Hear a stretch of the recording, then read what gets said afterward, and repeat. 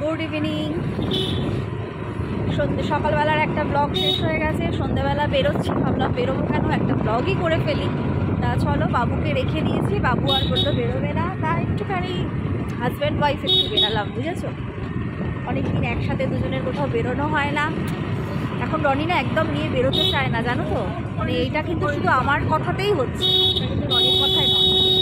যাই হোক, এখন একটু বেরিয়েছি, বেরিয়ে কিন্তু প্রচণ্ড ঠান্ডাও লাগছে। আর চলো এখন কোথায় যাই দেখি।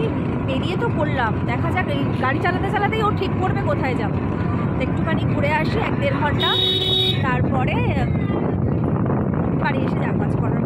প্রচণ্ড ঠান্ডা লাগছে, প্রচণ্ড ঠান্ডা লাগছে। গাড়ি চালালে তো ঠান্ডা লাগেই। ঠিক আছে, আমি কিন্তু নিচে একটা গ্রাউন্ড করেছি আর এই সোয়েটারটা পরে নিয়েছি।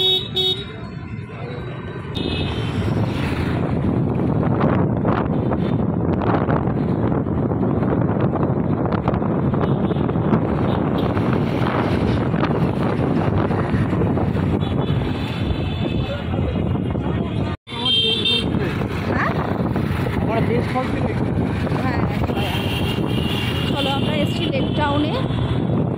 লেক টাউনের কোন মেলা বললেন আপনি? হ্যাঁ, লেক টাউনের কোন মেলা? লেক টাউনে কি মেলা হচ্ছে রনি ওখানে বললো চলো ঘুরে আসি। Mini park street. আচ্ছা আচ্ছা, জানি না, প্রথম শুনলাম। চলো মিনি পার্ক স্ট্রিটে ঘুরে আসি আমরা। লং পার্ক স্ট্রিটে তো যেতে পারলাম না, মিনি পার্ক স্ট্রিটেই ঘুরে আসি। এই স্বপ্ন আমার কবে পূরণ হবে আমি জানি না। Long park street.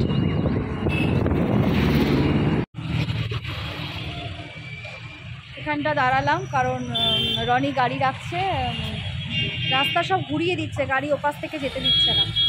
ওই জন্য নামতে আর ইচ্ছে করছিল না, কিন্তু কিছু করার নেই, অতটা রাস্তা হেঁটেই যেতে হবে।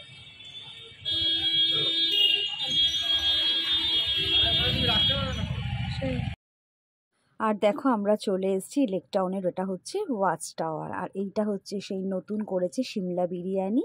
আর এই দিকটা হচ্ছে আমাদের প্রিয় মাঠ, যেখানে আমি আর রনি শনিবার করে রাত্রেবেলা এসে প্রায় সময় কিছুটা সময় কাটিয়ে যাই। ঠিক আছে, চলো। রনির যখন শখ হয়েছে এটা কিনে দিচ্ছে, এটা পড়তে হবে।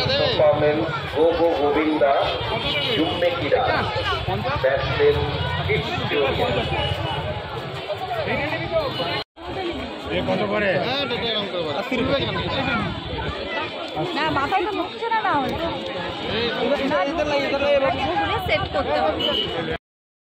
আর রনি পড়াতে গেল, কিছুতেই মাথায় ঢুকছে না, তাই দাদাকে বললাম দাদা আপনি একটু পড়িয়ে দিন। দাদাও পড়াতে যাচ্ছে, আমি বলছি হচ্ছে না। দাদা বলছে এই কোথায় হচ্ছে না, এই তো হয়ে গেছে। আমি বললাম ও হ্যাঁ তাই তো, বেশ ভালো লাগছে, খুব সুন্দর লাগছে, বেশ আরও যেন মনে হচ্ছে 5 বছর বয়স কম কম, তাই না গো বলো?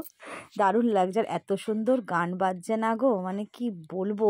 ইউটিউবের এই এক সমস্যা, কপিরাইটের জন্য এগুলো শেয়ার করতে পারি না, কিন্তু দারুণ লাগছে, দারুণ লাগছে, মনে হচ্ছে একটুখানি যেন নেচে নি। আর কি অস্বাভাবিক ভিড় দেখছো, মানে এই ভিড়ের জন্য এইখানেই শ্রীভূমির পুজো দেখতে আমি আসতে চাই না, আর সেই ভিড়ের মধ্যেই আমাকে এখন পড়তে হয়েছে, ভাবা যায়। যাই হোক, ওই ভিড় ঠেলে ঠেলেই একটু একটু করে এগিয়ে যাচ্ছি, কিন্তু দারুণ সুন্দর লাগছে। আমি মানে পার্ক স্ট্রিটে তো সত্যিকারের কোনোদিনও যাইনি, তাই রনি লেক টাউনের এটা করেছে মিনি পার্ক স্ট্রিট, খুব ভালো লাগছে। আর মেয়েদের যা ড্রেস না, সে আর বলার মতন নয়। রনি আমাকে দেখাচ্ছে আর আমি দেখছি আর ভাবছি সত্যি এতে কি ছেলেদের দোষ।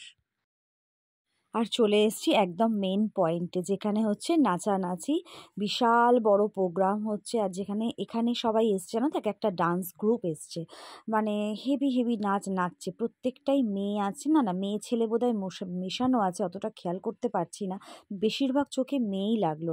তা আমি ভেবেছিলাম কি বলো তো, মানে মিউজিক বাজবে, হয়তো সবাই মিলে নাচানাচি করব আমরা, এরম একটা ব্যাপার আমি ভেবেছিলাম। ও মা, গিয়ে দেখলাম যে দূর বাবা, শুধু ওরা নাচছে। আমি রনিকে বললাম আমার এটা ঠিক ভালো লাগে না, জানো তো। তা রনি বলছে তুমি কি ভেবেছিলে সব মিউজিক বাজবে আর সবাই নাচবে? আমি বললাম হ্যাঁ আমি তো ওই রকমই ভেবেছি। বলছে ও আমি বুঝতেই পেরেছি।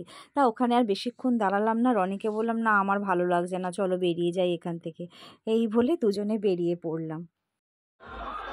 আর এখানে একটু দাঁড়ালাম, ওই ডালের সেই বড়াগুলো হয় না, এগুলো সব জায়গাতেই বিক্রি হয়, এগুলো খেতে এত টেস্ট লাগে না গো। তাই রনিকে বললাম একটু কিনে দাও। রনি বললো আর কিছু খাবে না? বললাম না, আমাকে এটাই দাও, আমি এটাই খাবো। চলো, আমাদের ঘোরা হয়ে গেছে, এবার একদম বাড়ি যাওয়ার সময় নেব হচ্ছে একটু বিরিয়ানি, তারপরে একদম বাড়ি। আর ভালো লাগছে না। হ্যাঁ, এত ভিড় ভালো লাগে। হ্যাঁ, আর ভালো লাগে, প্রচণ্ড ভিড় গো। এই ভিড়ের জন্য আমরা দুর্গাপুজোয় ঠাকুর দেখতে আসি না শ্রীভূমি। আর মানে একদম ভালো লাগছে না। মেলার মধ্যে ভিড় হয়, আনন্দ করে ঘুরি, জিনিস দেখি, ঠিক আছে, কিন্তু এরকম আমার ভালো লাগছে না। চলো।